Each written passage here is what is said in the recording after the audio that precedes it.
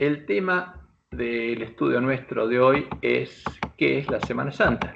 Porque estamos en Semana Santa y en nuestra iglesia, y en la iglesia católica, en la iglesia protestante, se está festejando esta Semana Santa como un hito muy importante dentro de lo que llamamos la cristiandad.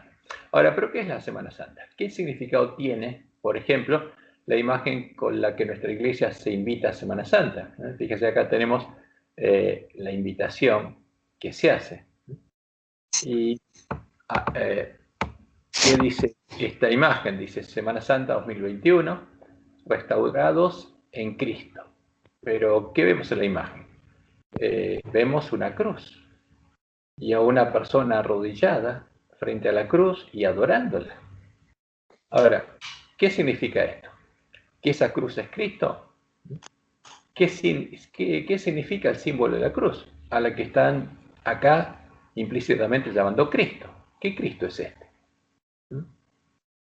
¿Y en qué fecha la celebramos? La misma semana que la Iglesia Católica. Ahora, por eso, ¿qué está pasando? ¿Esta es la Semana Santa? ¿Ese es Jesús? ¿Qué significa el símbolo de la cruz? Eso tenemos que entenderlo, porque es muy importante para nosotros.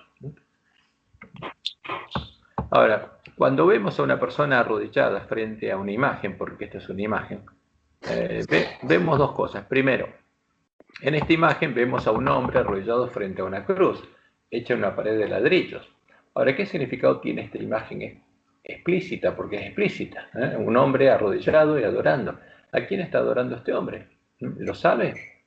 Entonces, cuando leemos los mandamientos de Dios, resulta evidente que tanto los hombres que hicieron esta imagen, los que crearon esta publicación, por hacerla y ponerla delante del pueblo de Dios, como el hombre que se postra ante la imagen de una cruz, por inclinarse ante ella y no honrarla, está violando los mandamientos de Dios.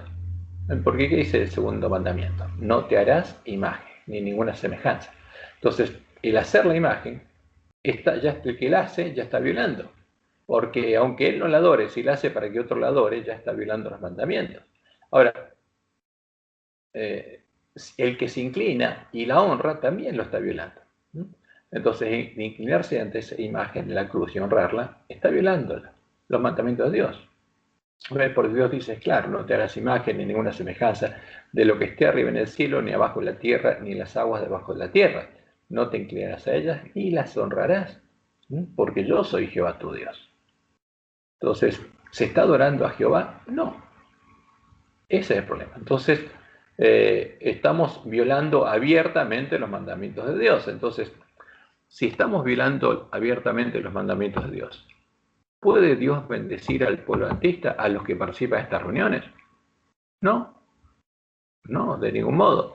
Y vamos a ver qué otras cosas están pasando, porque esta es la razón por la cual las vírgenes estarían en la condición del ángel de la visera.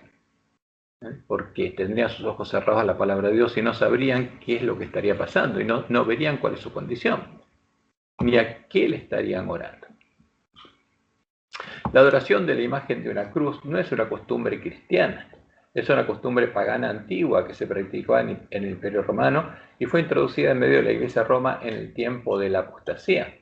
Para los paganos, la imagen de la cruz es una imagen y un símbolo de sus dioses. Acá hay una L de más. Es símbolo de Tamuz, de Horus, de Mitra, el dios hijo del dios Sol, el rey del cielo y padre de todos los dioses, y la diosa Luna, la reina del cielo y madre de todos los dioses. Ese es el sentido. Cuando Satanás cambió de plan y en vez de asesinar a los miembros de la iglesia primitiva, buscó empezar a corromperla, le mostró en visión a Constantino. Al mismo tiempo, el emperador romano y el sumo pontífice romano, porque tenía dos funciones, o sea, desde el punto de vista político, era parte de la cabeza del dragón, y como religioso, era el sumo pontífice de Jezabel, una de las cabezas de la gran ramera. ¿No? O sea, era la cabeza de la ramera romana y era la cabeza del imperio romano, porque él era el sumo pontífice de Jezabel, la religión pagana del imperio romano. ¿Y qué le mostró Satanás? Le mostró el símbolo con el que lograría vencer a sus enemigos, a los miembros de la Iglesia de Cristo. ¿Y cuál es ese símbolo? Es el que está en nuestra iglesia y al que está adorando este hombre, ¿no? En la imagen, y al que justamente honran nuestros ministros. Entonces, ¿qué tenemos acá? Fíjense ahí arriba, Deo Sole, Sol Invicto, o sea, el Dios Sol. El Dios Sol Invicto, ¿quién era? Es Mitra. Y acá está en una ilustración, que después vamos a ver más amplia, está el Dios Sol, está la diosa Luna, fíjense acá arriba está, este es el Dios Sol, con los rayos, acá está la Luna, y en sus manos la Luna tiene cruces, que es un símbolo de las estrellas, los hijos del Dios Sol. Y el principal era Mitra, el Dios hijo del Dios Sol y la diosa Luna. Por eso es el Dios Sol invicto. Y esa es la imagen que Satanás le mostró a Constantino, el Sol con la cruz en el medio. ¿Símbolo de qué? De Mitra, el Dios hijo. ¿Y qué pasó? Entonces le dijo que esa imagen la introdujera en medio del pueblo de Dios, y la introdujo. ¿Y aquí llama Roma? ¿Cómo llama Roma esa imagen? La llama Cristo. Esa es la imagen y el símbolo del Dios de Roma, el Dios de las fortalezas, al que Balaam, usando cosas sacrificadas a los ídolos, disfrazó de cristiano, creando la doctrina de Jezabel. Entonces, Jezabel, disfrazada de iglesia universal o católica del Imperio Romano, porque la que se disfrazó es la religión pagana del Imperio Romano, en defensa de esta abominación, la abominación del desolador, como dice Jesús, la abominación desoladora de la que habló el profeta Daniel, se embriagó de la sangre de los miembros de la verdadera iglesia de Cristo. Entonces aquí está la imagen que Satanás le muestra a Constantino, que la iglesia católica adora y llama a Cristo, y que es una hipóstasis del Sol. Entonces aquí está justamente la doctrina de Jezabel, el Dios Sol y sus tres hipóstasis. Entonces, el Sol es el Padre, el Sol es el Hijo y el Sol es el Espíritu Santo. Por eso son las tres hipóstasis del Sol. O sea, Deus, que es Dios, el Sol, el Dios de Roma, es el Padre, es el Hijo y es el Espíritu Santo. Ese es el significado de estas imágenes. Acá tenemos tres imágenes de hombre. Y Dios nos prohibió hacernos imágenes de hombre y adorarlas, porque no lo podemos asemejar a nada de lo creado. Y estas tres imágenes de hombres es lo que adora Roma. Y por supuesto ahora están en medio de la iglesia adventista, porque nosotros le decimos a un católico que adoramos al mismo Dios. Y lo que llamamos la fe de Jesús, ahí introducimos la doctrina de Roma. ¿Para qué? Para traer a los católicos a la iglesia adventista. Entonces, ¿qué pasa? Simplemente estamos bautizando en el nombre del mismo Dios que bautiza a Roma, y por definición lo que estamos haciendo con nuestra obra misionera es convertir cristianos católicos. Ahora, si un católico se une a la iglesia adventista, no cambia de religión, es la misma religión, porque la religión está definida por el Dios al que adoramos. Una religión une a los hombres con un Dios. Si el Dios al que unimos nosotros, al que se hace adventista, es el mismo Dios de Roma, entonces, ¿qué tenemos? La religión de Roma. Somos cristianos católicos. En consecuencia, el que se postra ante estas imágenes, como Roma, no adora a Jehová, al único Dios verdadero, ni al santo, al verdadero Jesús. Como Dios le mostró a Elena de White, se convierte en idólatra y adora a Satanás, como leemos en Primeros Escritos, página 213. La gente quedó del todo engañada. Se le enseñó que el Papa y los sacerdotes eran los representantes de Cristo, cuando en verdad lo eran ¿de quién? De Satanás. Y a Satanás adoraban, cuantos ante ellos se postraban. Y como Dios le mostró que los protestantes se unirían a Roma en puntos comunes de doctrina para adorar al mismo ídolo, ella escribe esto. No podemos ver cómo la iglesia romana puede exonerarse de la acusación de idolatría. ¿Adora a quién? A un ídolo, es idólatra. Y la adoración de ese ídolo, y esta es la religión que los protestantes están comenzando a considerar tan favorablemente y que eventualmente se unirá con el protestantismo. O sea, los protestantes se unirían a Roma, y eso ya pasó, para adorar a qué? Al mismo Dios, al Dios de la Trinidad, y a Jesús definido en la doctrina de la Trinidad. Ahora, ¿cuándo la imagen de la cruz empezó a ser exhibida públicamente en las iglesias católicas? Como lo explica Roma en el artículo 1161 de su catecismo, fue a partir del Concilio de Nicea II, en el año 600, en el que, guiada por el Espíritu Santo que habita en ella, o sea, por los espíritus de demonios, para adorar a su Dios, a Baal, Roma decidió lo siguiente. Fíjense, esto es lo que decidió en ese concilio. Dice, siguiendo la enseñanza divinamente inspirada de nuestros santos padres y la tradición de la Iglesia Católica, pues reconocemos ser del Espíritu Santo que habita en ella. ¿De dónde viene esa tradición? Del Espíritu Santo que habita, ¿dónde? En Babilonia. Pero si es habitación de demonios, ¿a qué llama Espíritu Santo? a los demonios, los espíritus de demonios. Definimos con toda exactitud y cuidado que las venerables y santas imágenes. Ahora, pero Dios prohibió hacer eso. ¿Pero qué la iba a hacer Satanás a Roma? El Espíritu Santo que habita en ella. Adorarlas. Que las venerables y santas imágenes, como también la imagen de la preciosa y vivificante cruz. Ahora, ¿la cruz puede dar vida? No, la cruz mata. La cruz mató a Jesús. Es el instrumento con que se mató al Cordero de Dios. El único que puede dar vida es Dios. No el instrumento, que es el equivalente, es el antitipo del cuchillo, el sacrificio donde se degollaba el cordero. Entonces, cuando uno llevaba un corderito y tenía que sacrificarlo, agarraba un cuchillo y después de confesar los pecados en la cabeza del cordero, tenía que degollarlo. Entonces, la cruz es el instrumento con el que se mató a Jesús. ¿Es el antitipo de qué? De el cuchillo. Además, no era una cruz, era un madero, porque los romanos adoraban a la cruz. No iban a hacer el sacrilegio de colgar a ladrones en la cruz. Era una abominación para ellos, un sacrilegio. Ellos adoraban la cruz. Simplemente lo clavaban en un madero, como dice Hechos. Y después introdujeron en la Biblia católica a la cruz, simplemente para engañar al pueblo de Dios, porque es para que la adoremos, como la hace Roma. Entonces empezaron a adorar a la imagen de la preciosa y vivificante cruz, tanto las pintadas como las de mosaico u otra materia conveniente, y definieron, como dice, definimos, que se expongan en las santas iglesias de Dios. Entonces, a partir de ese momento, una iglesia católica quedó identificada por la existencia de una cruz. Tenía que tener cruces para identificar a quién se adoraba, ¿no? Y por supuesto, como dice ahí en el Concilio de Nicea II, empezaron a adorar a todas las otras imágenes.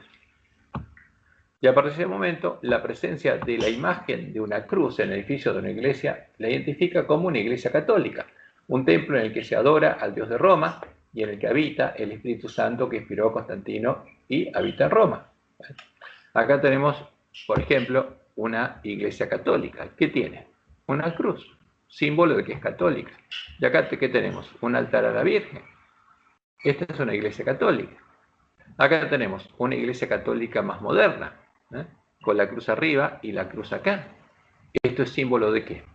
Que en esta iglesia se adora al dios Sol, porque es la iglesia de Baal, porque ese es el símbolo, el significado de la cruz para todos los paganos, desde la antigüedad.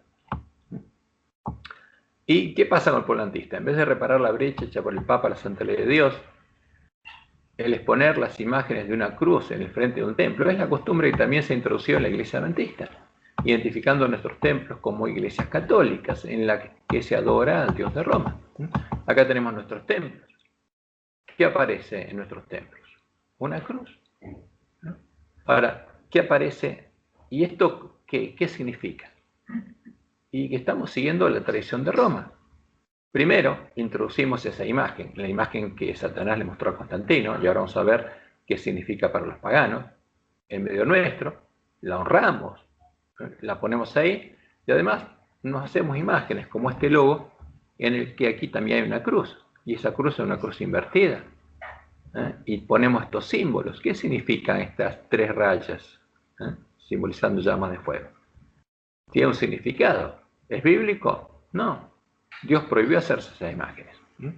Entonces, ¿qué significa? Dice, esta es la casa de ¿quién? Del Dios identificado por esta cruz. Esa es su casa, esa es su marca. Eso es lo que Satanás quiere que sea. Quiere que sea un templo católico donde habite el mismo Espíritu Santo que habita en Roma. Y es triste, pero esta es la realidad. Estas son fotos reales de nuestras iglesias, y por supuesto, en la mayoría de las iglesias están. Y si no están afuera, las ponen adelante. Ahora, este es uno de los frutos por los que sabemos que los lobos están en nuestro medio, vestidos de ovejas, porque ellos son los que tienen esa misión. Ahora, ¿cuál es la Semana Santa Católica? La Semana Santa de Roma no tiene nada que ver con la Pascua judía, que es el día en que murió Jesús, ni con la fiesta de las primicias, el día en que resucitó Jesús, sino es la última semana de los 40 días de la Cuaresma, en la que la Roma pagana endechaba a Tamuz y que empieza en el miércoles de ceniza, el día en el que, según la tradición pagana, muere Tamuz. O sea, durante la fiesta de carnaval, la fiesta de Baal, muere Tamuz. Y a partir de ese momento se acaba la fiesta a Baal y empieza la endecha de Tamuz. Este año estas fiestas paganas caen en las siguientes fechas, fíjense. A ver, ¿cuál fue el lunes de carnaval? Fue el 15 de febrero. El martes de carnaval fue el 16 de febrero. Miércoles de ceniza fue el miércoles 17 de febrero. Y ahí muere Tamuz, después de carnaval. Ahora, ¿cuál sería el domingo de Ramos? El domingo que pasamos, el domingo 28 de marzo. ¿Cuál es el Viernes Santo? El próximo viernes para Roma, el viernes 2 de abril de 2021. ¿Y cuál es el domingo de resurrección? Es el domingo 4 de abril del 2021. Esta es la fiesta pagana. Pero de acuerdo al calendario levítico, el primer mes del año, el mes de Abib o Nisan, comienza en el día de la luna nueva, en el que la cebada está Abib, o lista para la cosecha en Jerusalén. Y este año, en el hemisferio norte, dependiendo del estado de la cebada, estas serían las fechas de las fiestas judías. Entonces, fíjense, lo importante es el comienzo de Abib, que nosotros no sabemos cuándo comienza, porque hay que ver la cebada, de antemano no se sabe, que podría ser el viernes 12 de febrero, porque ahí es justamente, ahí es la luna nueva, el sábado 14 de marzo o el lunes 12 de abril. Ahora, cualquiera de estas tres fechas podría ser. ¿Qué es lo que la determinaba en ese tiempo? El sacerdote tenía que ir a ver si la cebada estaba viva, porque la fiesta solemne de Jehová tiene que ver con la cosecha. Entonces, el año levítico empieza cuando la cosecha está preparada, la primera cosecha está preparada. Y ese era un símbolo de la primera cosecha. Y el primero que fue cosechado, ¿quién fue? Jesús. Porque él fue la primicia, y con él las otras primicias que fueron ofrecidas en el día de las primicias. Pero tenía que estar vivo, tenía que estar preparado. Porque ahí empezó su ministerio, cuando estaba preparado. Entonces nosotros no sabemos cuál de estas tres. Pero fíjense que el primero Abib puede ser un viernes, sábado o un lunes. ¿Y qué nos da eso? Que el día 10 de Abib, que fue el día en que Jesús entró a Jerusalén, puede caer, si fuera la fecha del 12 de febrero, caería el domingo 21 de febrero, o si no, cae el martes 23 de marzo o el miércoles 21 de abril. Cualquiera de los tres. No cae en domingo. ¿Qué quiere decir eso? Que el domingo de Ramos, que según la tradición romana Jesús entró a Jerusalén, no tiene nada que ver, es un verso. El domingo de Ramos era cuando le llevaban ramos de flores a quién, a Tamuz.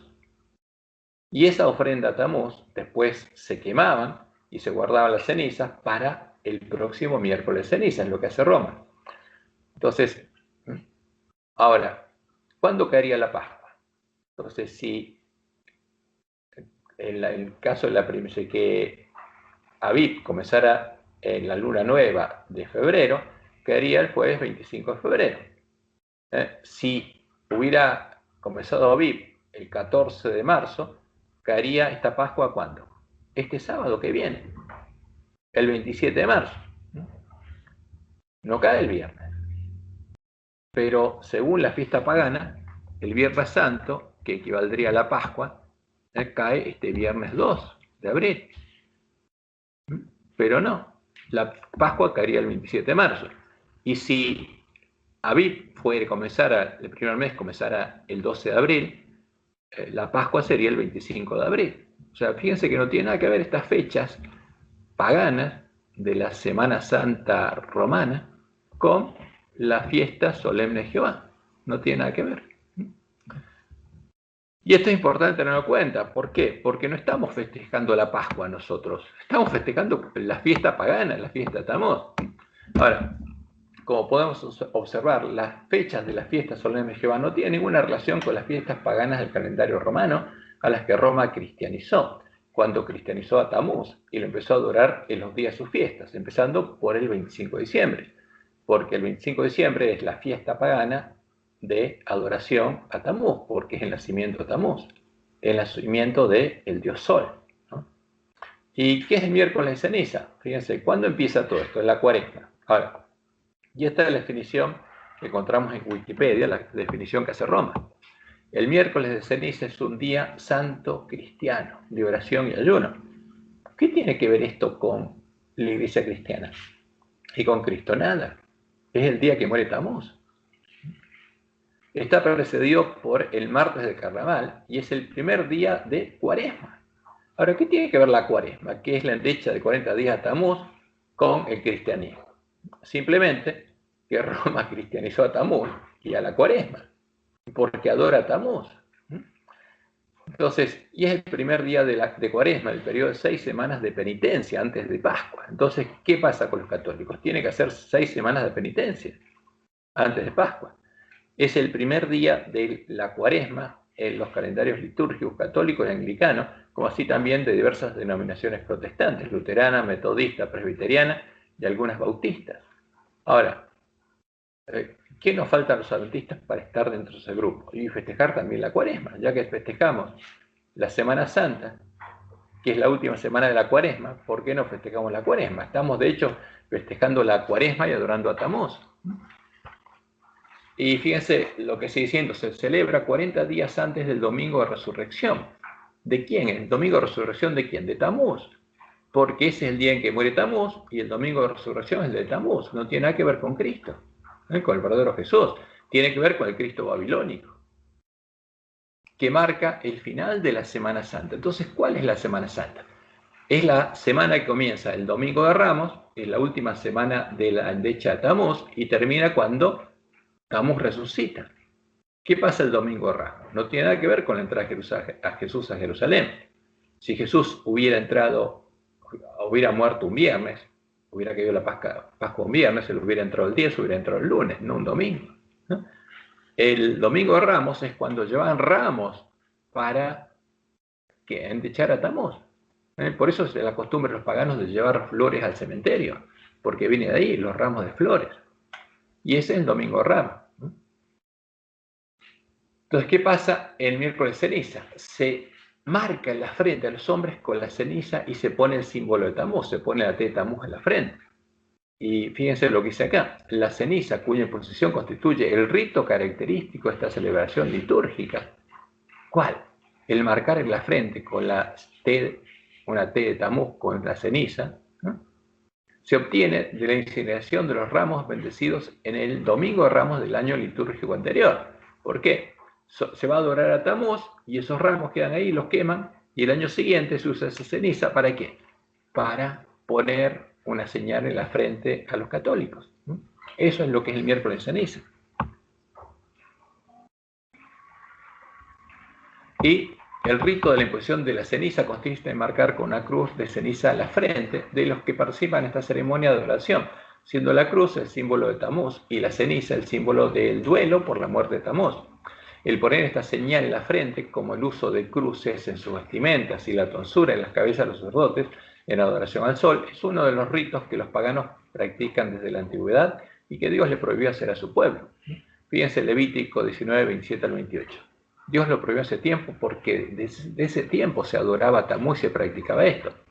¿Y qué dice Dios? No haréis tonsura en vuestras cabezas, ni dañaréis la punta de vuestra barba. ¿Por qué eso? Ahora, fíjense, esta es una imagen de los sacerdotes romanos en el tiempo en el que de la apostasía. Y este era el sumo pontífice romano que adoraba al sol, sería Constantino de ese tiempo. Y este sacerdote pagano tenía una tonsura en la cabeza, símbolo, la tonsura romana, símbolo de adoración al sol, ¿no? Como lo tiene acá los sacerdotes después romanos. Lo llamativo es que ese detalle en esa representación fue antes de la Iglesia Católica. Sí, porque esa es la costumbre pagana, por la Iglesia cristiana no había sacerdotes. Lo mismo que la aparición de las cruces. Entonces, Domingo de Guzmán, tonsurada la romana, fíjense, en el siglo XV. ¿Por qué? Porque en la Iglesia cristiana no había sacerdotes, pero este es el sacerdocio pagano que fue introducido en la Iglesia cristiana en tiempo de la apostasía, porque a los sacerdotes paganos, a los sacerdotes de Tamuz se los cristianizó también. Entonces se cristianizó la tonsura, de adoración al sol, se cristianizó. Fíjense acá que tenían una cruz, que es un símbolo del sol, la adoración de la cruz, el sol. Se cristianizó la vestimenta pagana, como acá está el gorro, la mitra de Dagón, de la adoración de Dagón, toda la vestimenta pagana, todo eso se cristianizó. Entonces acá vemos que, fíjense, esta tonsura, que acá se hacía la tonsura romana, que está la imagen del sol, es la que tiene el Papa, porque la tonsura se hace en los primeros grados sacerdotes y después a los que llegan a ser obispos, cardenales y al Papa, no tienen que hacerse la tonsura, sino la reemplazan por el solideo, el símbolo del dios sol. Entonces, venía acá. Entonces, Dios le dijo, no haréis tonsura en vuestras cabezas. ¿Y qué hace Roma? La hace. Ni dañaréis la punta de vuestra barba. ¿Por qué? Acá tenemos un sacerdote Dagón. ¿Qué hacía? Se cortaban la punta de la barba. ¿Y qué usaban? La cruz de Malta, símbolo de la adoración del dios sol, porque este era un sacerdote de quién, de Dagón. ¿Y qué vemos que hace el Papa acá? La cruz que usaban los sacerdotes paganos romanos, la tiene en su mano, símbolo de adoración al sol. ¿Qué tiene además? Tiene el solideo y tiene las cruces de Malta, que son símbolo de que es un sacerdote de quién, del sol, de Baal, porque es un profeta de Baal, un sacerdote de Baal. Entonces todos los símbolos paganos los tienen. ¿Y qué dijo Jehová además? Y no haréis rasguño en vuestro cuerpo por un muerto, ni imprimiréis en vosotros señal alguna, porque los paganos se hacían rasguños y además imprimían señales, como hace Roma en la Cuaresma. Fíjense lo que hay acá. Ahora, este es un símbolo de Nimrod, el dios o Asur, como lo adoraban los asirios, que tenía el dios sol con alas, que es el toro, el becerro, y tenía la punta de la barba cortada. Ahora, el símbolo de Asur era tanto el becerro como la cruz de Malta, porque es lo mismo, adorar una cruz o postrarse ante el becerro, como hizo Israel, es lo mismo. Y acá, ¿qué tenemos? Fíjense, un sacerdote de Baal, con las cruces de Malta. ¿Y qué están haciendo acá? Un sacerdote está poniendo una cruz de ceniza en la frente de esta chica que va a adorar, como símbolo de adoración de Tamuz. Esto es lo que hacen en miércoles de ceniza. Y ahí empieza la endecha de Tamuz. ¿A quién está adorando? A Baal. ¿Se puede cristalizar esta adoración? No, vamos a ver que no.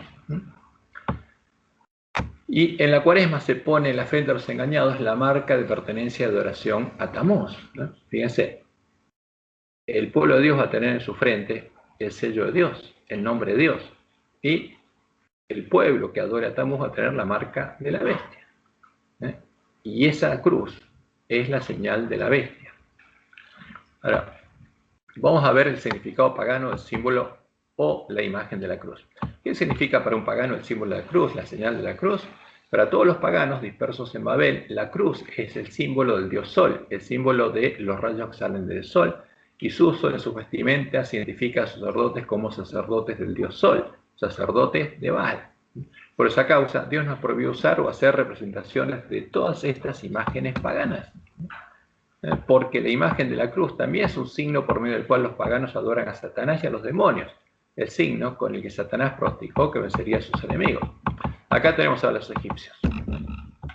Y este es Ra, el dios de Egipto. Fíjense cómo lo dibujan, como el sol con la cabeza de serpiente, porque Satanás es la serpiente. Ellos directamente adoran al dragón. ¿Y cuáles son los símbolos de Ra? La cruz es un símbolo de Ra. La cruz de ese modo, o en este modo, o este, o esta, o directamente la cruz dentro de un círculo, es un símbolo de ¿quién? Del sol. Simplemente es esto. Y acá tenemos otra forma de la cruz. Entonces, todos estos símbolos son símbolos, fíjense, las cruces, y todos esos símbolos son símbolos de adoración del sol. Ahora, ¿qué tiene que ver esto con Jesús? Nada, tiene que ver con Baal. Es el dios de la gran ciudad que se llamaba Babilonia, Sodoma y Egipto. Y acá los egipcios directamente, cuando ponían la pirámide y decían que la punta se postraba el dios Ra, el dios Sol, a Ra como lo identificaba. Fíjense, es una serpiente con alas.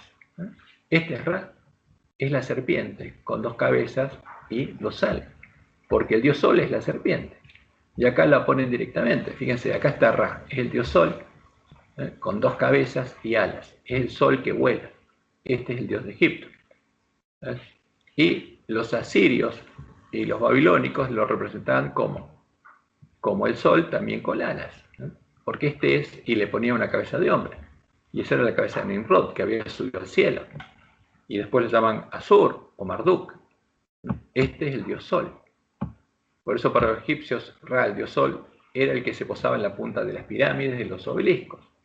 En el piramidión, ¿no? Como el obelisco que tenemos nosotros en Buenos Aires, o la pirámide de Mayo, o lo que tienen en Estados Unidos. Es lo mismo, símbolo de adoración a el dios de Egipto. Símbolo del punto de unión entre tierra y cielo, y lo representaban como una serpiente alada, la serpiente del Edén. ¿Por qué? Porque en Edén la serpiente emplumada tenía alas, como lo adoran los mayas y los aztecas. Y por las imágenes de sus cruces. Los asirios también representaron al dios sol con un círculo con alas y una cola emplumada, y le dieron forma de hombre, con torso de hombre, con la cara de Nimrod, el hombre que se convirtió en el dios sol, y con barba recortada. Y lo llamaron Asur, o simplemente incluyeron una cruz de Malta dentro del círculo solar. Del mismo modo que en la visión que Satanás le dio a Constantino, cuando le mostró el signo que debería introducir en medio de los cristianos. La cruz de Malta es el símbolo que usan los sacerdotes romanos en su vestimenta, junto a las otras formas de las cruces. Entonces acá tenemos la adoración del sol acá, que es un círculo con la cruz de Malta y con alas. Este es el sol. Para los sumerios, para los asirios y para los babilónicos. Y acá tenemos una elaboración mayor. Acá fíjense, atrás está la cruz de Malta y adelante está Asur con alas, el dios sol. Y es el cazador, porque este es un símbolo de Nimrod, el esposo de Semiramis y el padre de Tamuz. Y acá de vuelta tenemos todos los símbolos de adoración del sol. Acá tenemos justamente el dios sol, que es el que se comunicaba con los hombres. Acá tenemos, fíjense, estas imágenes, acá tenemos la luna, las estrellas, y este es el dios sol. De ahí salen los rayos. Entonces, ¿pero qué es? Una cruz. Entonces, por eso, la cruz de Malta, para todos los paganos, y todas las cruces son símbolos de sus dioses. Los medopersas, los mitraístas, los adoradores del dios sol invicto, como Constantino, también adoraban al dios sol y usaban cruces como símbolos del dios sol y de las estrellas, los dioses del cielo, los hijos del sol y de la luna, como podemos ver en estas imágenes. Esas son las costumbres que adoptó Roma, el adorar a todas las imágenes que se pueden encontrar en la bandera negra de los paganos. Y ese es el vino del furor de la fornicación de Babilonia, porque adora a ¿quién? Al dragón. Entonces estas son las imágenes que vimos de Asur, un sacerdote de Asur. Fíjense que tiene la cruz de Malta, que tiene el Papa. Lo mismo. ¿Y cuál es la medalla que otorga? Acá está. Este es el dios de Roma. Ese es el símbolo de la cruz. Entonces, aquí tenemos una imagen muy clara de los romanos. Acá tenemos al dios Sol, la diosa Luna con las cruces en las manos. Acá tenemos al hijo, Mitra, el que venció al toro. Acá está la serpiente con él. ¿Y cómo lo llaman? Soli, invicto, Deo. ¿Qué quiere decir esto? Sol, invicto, Dios. Entonces, Soli, Deo, ¿qué significa? El dios Sol. Y dios Sol invicto. Ese es el significado. Ahora, ¿a quién adora Roma? Fíjense que cuando hace estas imágenes, ¿qué pone acá? Una cruz de Malta. ¿Y en esta moneda, qué pone acá? Soli, Deo, gloria. ¿Qué significa? Sol, Li, Deo, gloria. Al dios Sol sea la gloria. ¿A quién adora Roma? Abiertamente. ¿Ves? Y este es un caballero de Malta, el que lleva justamente esta insignia. Y algunos de nuestros presidentes también las lucen, porque son caballeros de Malta. ¿Y adoran a quién? Al dios Sol. Pero el que tiene es par de esa orden, tiene mucho poder. Entonces, esto es lo que adora Roma. Soli, invicto, Deo. Acá vemos, y si le sacamos el invicto, es Soli Deo, el dios Sol. Gloria, gloria es al dios Sol sea la gloria, Soli Deo, gloria. Ese es también el significado del gorro babilónico de adoración al sol, que reemplaza a la tonsura. Porque ¿cómo se llama ese gorro que usa el Papa? El solideo, el dios sol. En vez de hacerse la tonsura romana, se pone el solideo. Entonces, fíjense que se llama tonsura el primero de los grados clericales, el cual se confería por mano del obispo como disposición y preparación para recibir el sacramento del orden y cuya ceremonia se ejecutaba cortando una parte del cabello. También se llama tonsura al corte rapado resultante de este rito. Entonces, eso es lo que hacían. Pero ¿qué pasa con el Papa? No tiene que hacerlo, eso es para los primeros grados clericales. Y acá hay una imagen, fíjense, una fila de clérigos esperan para ser sometidos a tonsura en una ilustración de un manuscrito bizantino. Están esperando al peluquero, digamos. Y acá está la tonsura, Diego Guzmán, y está Juan Pablo II con el solideo. ¿Por qué? Porque adora al dios sol. Fíjense, el cardenal John Henry Newman escribiría en su ensayo sobre el desarrollo de la doctrina cristiana que el uso de la tonsura de origen pagano fue santificado por su adopción en la iglesia. Entonces, ¿qué es esto? Es pagano. Ahora, ¿puede ser santificado porque lo adopta la iglesia católica? No, de ninguna manera. Vamos a ver qué es lo que pasa con el que adopta estas cosas sacrificadas a los ídolos, se vuelve inmundo. Por eso la iglesia católica es habitación de demonios, porque es el símbolo de adoración a Satanás y los demonios. Entonces, el solideo, fíjense, que ahora Roma dice que es solo a Dios. No, pero es claro, las imágenes romanas que están hablando del dios sol. Es un casquete de seda que portan el Papa, los obispos y algunos eclesiásticos para cubrirse la cabeza. Solo se lo quitan ante Dios, es decir, ante el Santísimo Sacramento. ¿Y quién es el Santísimo Sacramento? Es la imagen del sol, de donde sacan la hostia, donde ponen la hostia. Ese es el Dios. ¿A quién llaman Dios? Al sol, abiertamente. Y fíjense cómo termina esto. Es muy parecido al kipá, el gorro que utilizan los judíos en sus ceremonias. No es parecido, es la misma cosa. Porque los judíos empezaron a usarlo en Babilonia. ¿Para qué? Para asociarse, para que los babilónicos lo aceptaran a ellos. Para los babilónicos significaba el dios sol y ellos querían darle un significado distinto. Pero no pueden cambiar el significado a ese símbolo que es adoración al sol y que Dios les prohibió usar. ¿Qué le ordenó Dios a su pueblo hacer con estas imágenes? La palabra de Dios es clara. Estas imágenes paganas con las que los paganos adoran a sus ídolos son abominaciones y continúan siendo los símbolos de adoración a Satanás y a los demonios, los símbolos con los que se invoca la presencia de Satanás y de los demonios. Y no pueden estar en medio del pueblo de Dios. O sea, porque si invocamos a los demonios, Dios no va a estar. Y si invocamos a Jehová y Jehová viene, los demonios se tienen que ir. Entonces, fíjense lo que leemos en Deuteronomio 12, 1 al 3. Estos son los estatutos y decretos que cuidaréis de poner por obra en la tierra que Jehová, el Dios de tus padres, te ha dado, para que tomes posesión de ella, todos los días que vosotros viviereis sobre la tierra. ¿Y cuál es lo primero? Destruiréis enteramente todos los lugares donde las naciones que vosotros heredaréis sirvieron a sus dioses. O sea, no se puede adorar en un templo pagano a Jehová, ni en el lugar donde se estableció un altar pagano a Jehová. Hay que destruir ese lugar, porque ese es el lugar donde habitan los demonios. Fíjese, sigue diciendo, derribaréis sus altares y quebraréis sus estatuas y sus imágenes de acera consumiréis con fuego. Ahora, ¿qué hizo Roma? Las cristianizó. ¿Se puede cristianizar? No, es un engaño para los hombres.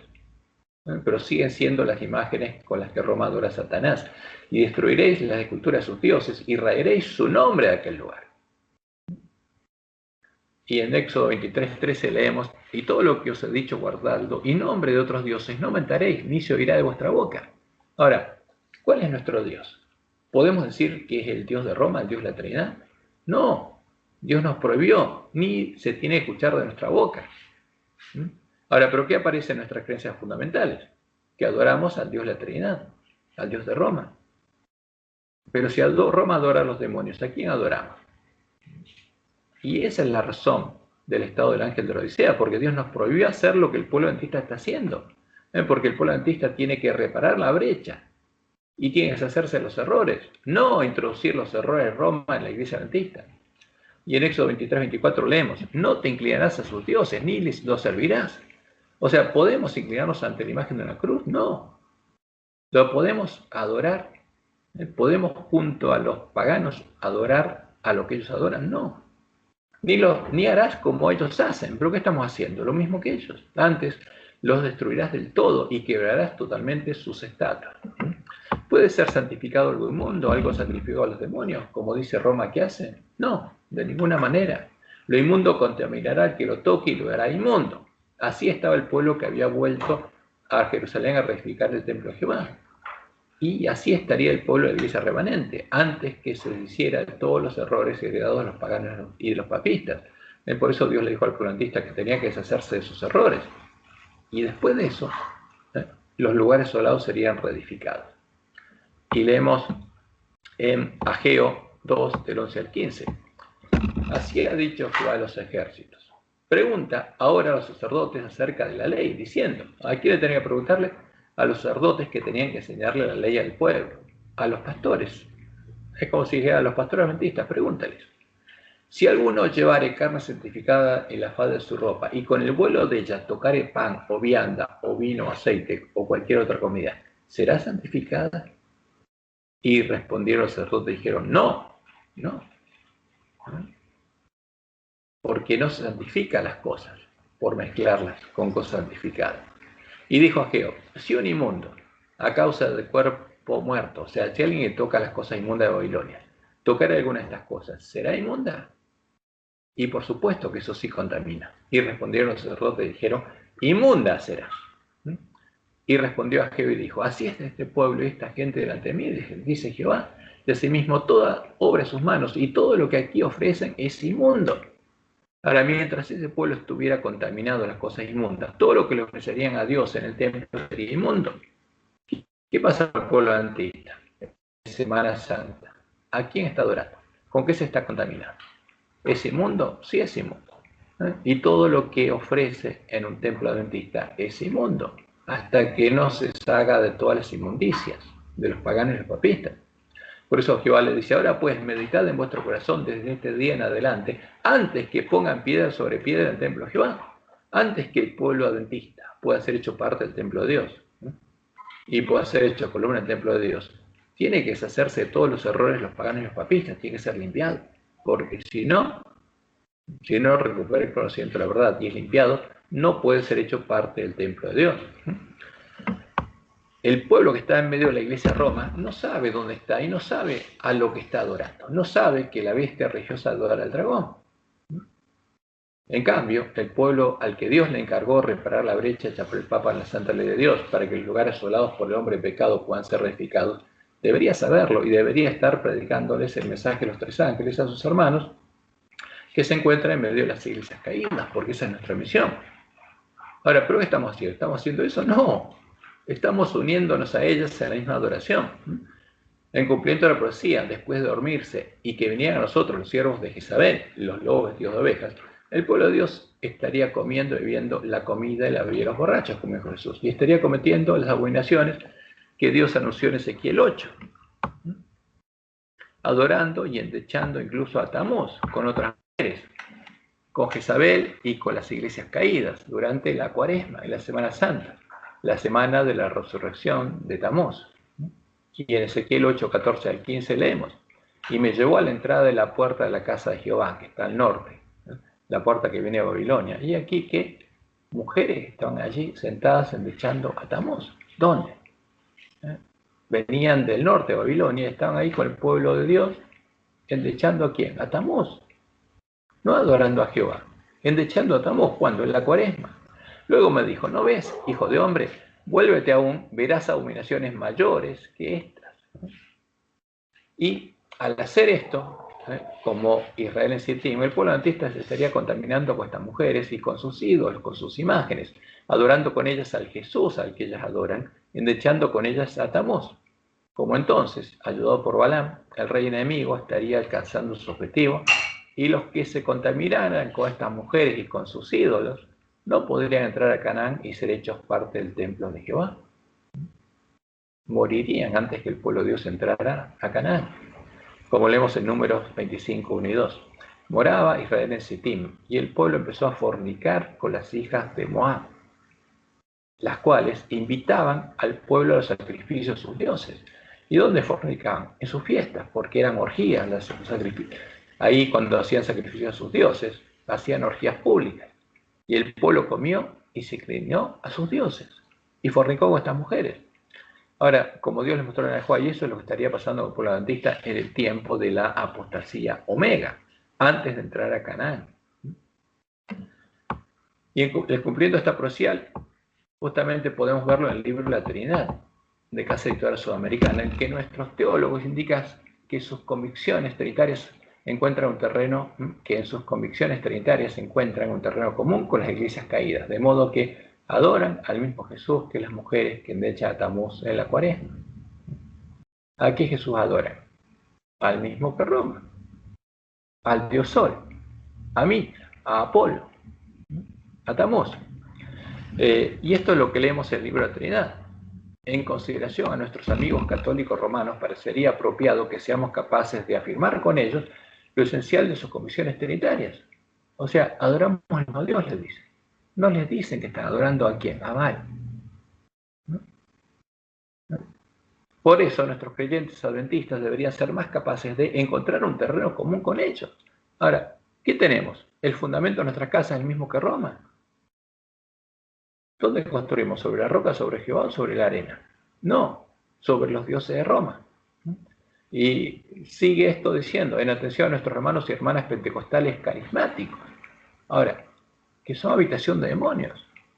Deberíamos ser capaces de afirmar fácilmente nuestra sólida creencia en y experiencia de la plena personalidad y deidad del Espíritu Santo, quien abundantemente otorga todos los dones y frutos del Espíritu sobre el cuerpo de Cristo. ¿A quiénes? A los pentecostales. Son parte de la Iglesia de Cristo. Y esto es lo que dicen nuestros teólogos. Durante el tiempo del derramamiento de la lluvia tardía. Gracias al Señor. ¿A qué Señor? Al Señor de Babilonia, al Señor el que adora a nuestros teólogos. La vasta mayoría de creyentes pentecostales carismáticos firmemente arraigados en sus convicciones doctrinales trinitarias. Ahora, ¿son parte de la Iglesia de Cristo? No, nunca lo fueron. De esa manera tenemos una variedad maravillosa de convicciones sobre las cuales podemos compartir sin dificultad un terreno común con ellos. Ahora, si nosotros tenemos en común con Roma y con las iglesias que son habitación de demonios, un terreno común, ¿qué nos vamos a hacer? Habitación de los mismos demonios. Ese es el problema, no es broma esto. Y terminan diciendo beneficios de otros evangélicos no carismáticos, bautistas, presbiterianos, metodistas, menonitas, etc. O sea, las iglesias protestantes caídas, que una vez fueron parte de la Iglesia de Cristo, pero cayeron. Existe una fuerte necesidad de que sean conscientes de nuestras convicciones trinitarias, las que han sido cuestionadas por mucho tiempo. ¿Por qué? Ahora, porque el pueblo adventista en su comienzo decía y publicaba que la Trinidad es un ídolo, que es el ídolo de Roma, que es una abominación. ¿Y ahora qué pasa? Ahora es nuestro Dios, dicen nuestros teólogos. Y hay que explicarles que ahora creemos lo mismo que ellos y lo mismo que Roma, porque estos se unieron con Roma bajo puntos comunes de doctrina para adorar al mismo Dios. Ahora, y esto es triste, pero es la realidad, es lo que Dios anunció. Por eso tenemos que hacérselo ver a nuestros hermanos. Esto es lo que también vemos reflejado y representado en la invitación a festejar juntos esta Semana Santa y las imágenes incluidas en el estudio de la lección de Isaías. Entonces, ahora, esta imagen, ¿qué pasa? Dios nos prohibió hacer eso. ¿A quién está adorando este hermano ahí? Al mismo Dios que Roma, a Tamuz, al Cristo común con las iglesias caídas. ¿Y qué va a pasar con él? Ahora, si lo hace conscientemente, por supuesto se va a hacer habitación de demonios. Pero, mientras sea un pecado de ignorancia, Dios lo protege. Entonces, ¿qué estamos haciendo nosotros? Invitando a los católicos para adorar al Dios de los católicos en una iglesia adventista. Para adorar a Tamuz en la iglesia adventista. Para que terminen de festejar la Cuaresma. Esto no es predicar el mensaje de los 3 ángeles. Es al revés. Es estar comiendo y bebiendo de la mesa de los borrachos y compartiendo con ellos. Y preparando al pueblo adventista para que se haga habitación de demonios. Esa es la realidad. Y estas son las imágenes que vimos en nuestra lección. Ahí está Fíjense, Zeus, el Dios Padre, enviando un rayo al pecador, y acá está ese Dios Hijo que se pone en el medio. Acá tenemos un ejército de cruzados que tiene la señal de la cruz, símbolo del Dios Sol, que van a la batalla en defensa del Sol. Esta es la bandera de negros paganos, no tiene nada que ver con la bandera de la iglesia primitiva. Ya que tenemos las imágenes que aparecen en nuestra lección. Se supone que nuestra misión es llevar a todos los hombres al Sol con la cruz en el medio, al Dios de Constantino, a este. Esa es nuestra misión. ¿Que hacer que todos los hombres adoren a la imagen de la bestia y reciban su marca? No, esa es la misión del falso profeta. La misión del polantista es contraria a esta. Pero esta es la realidad. ¿A quién están llevando los lobos a adorar al Sol? A nosotros. A los adventistas del séptimo día. Porque la iglesia adventista del séptimo día se está adorando al Dios de Babilonia. Y eso es lo que estamos haciendo en Semana Santa. Y es una realidad. Ahora, ¿qué está pasando? ¿Qué estaría pasando en el pueblo de Dios, como Dios lo anunció? Los lobos vestidos de ovejas le estarían dando de comer y beber del alimento de la vida de los borrachos a nuestros teólogos. En la facultad de teología les dan a comer eso. Y nuestros teólogos salen de ahí ¿a qué? A darle eso al pueblo adventista. Y esta es la causa por la que Dios debería enviarnos al profeta Elías, a los siervos fieles, que deberían darles el verdadero alimento a tiempo a sus hermanos, como Jesús lo anunció. Porque las vírgenes habrían dormido y no sabrían lo que estaba pasando, como leemos en Ezequiel 9:3-6. Y la gloria del Dios de Israel se elevó de encima del querubín sobre el cual había estado al umbral de la casa. Y llamó Jehová al varón vestido de lino, que tenía a su cintura el tintero escribano. Y le dijo Jehová: pasa por en medio de la ciudad, por en medio de Jerusalén, no en Babilonia. Porque esto estaría pasando en Jerusalén, en la iglesia remanente, en la iglesia militante, el remanente de la iglesia militante. Y ponles una señal en la frente a los hombres que gimen y que claman a causa de todas las abominaciones que se hacen en medio de ella, en medio de Jerusalén. Y comenzarían por quién? Por los varones ancianos que estaban delante del templo, adorando a quién? Al sol y a Tamuz.